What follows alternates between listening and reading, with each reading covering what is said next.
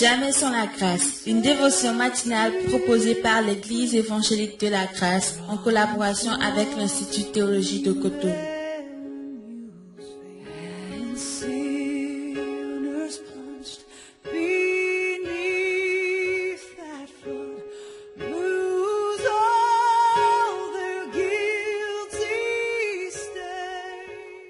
Bonjour chers amis, chers internautes, nouvelle journée, nouvelle provision et votre ami de tous les jours, il n'a pas changé. Arnaud de Messanville, que le Seigneur vous bénisse. Seigneur, nous te bénissons encore ce matin pour ta présence, Seigneur, pour ton Esprit Saint qui est avec nous tous les jours jusqu'à la fin du monde, cet Esprit qui nous ouvre les yeux, qui nous permet de comprendre et de recevoir de toi ce matin. Amen.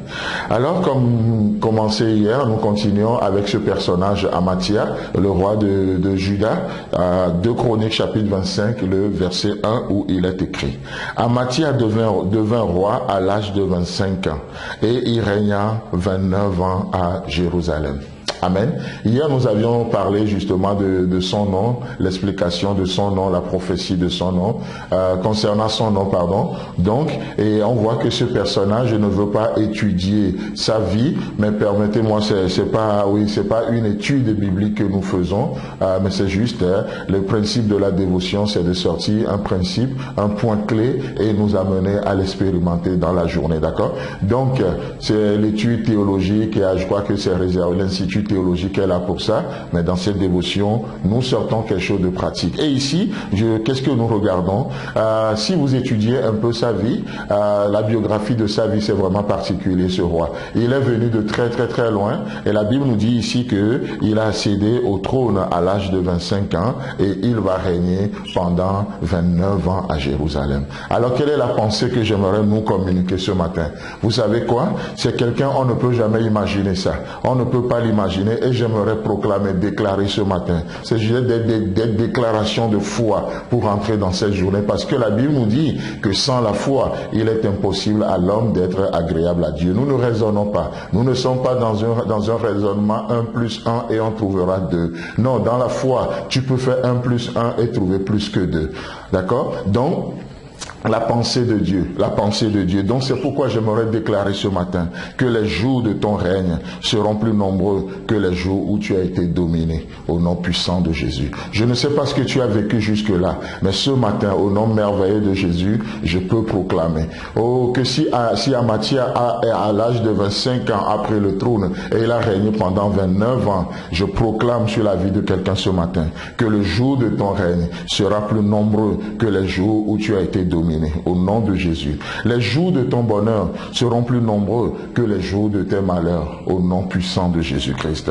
Les jours de ton repos seront plus nombreux que les jours de ton agitation. Au nom puissant de Jésus. Les jours de tes rires surpasseront les jours de tes pleurs. Au merveilleux nom de notre Seigneur Jésus-Christ. Voilà ce à quoi Dieu nous destine. Oh, et pourquoi? Parce que la Bible nous dit 1 heure dans ses parvis vaut mieux que 1000 ailleurs. Un jour devant l'Éternel, c'est comme 1000 ailleurs. Notre Seigneur est merveilleux. Et je crois que juste passer ce moment devant notre Seigneur en 5 minutes en écoutant ses dévotions, mes amis, c'est le meilleur moment de notre journée. Nous sommes en train de faire de provisions pour triompher de cette journée au nom puissant de Jésus. N'est-ce pas ce que le psalmiste nous dira dans Psaume 119, le verset 1 à 4?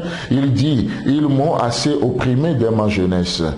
Qu'Israël le dise, ils m'ont assez opprimé dès ma jeunesse, mais ils ne m'ont pas vaincu.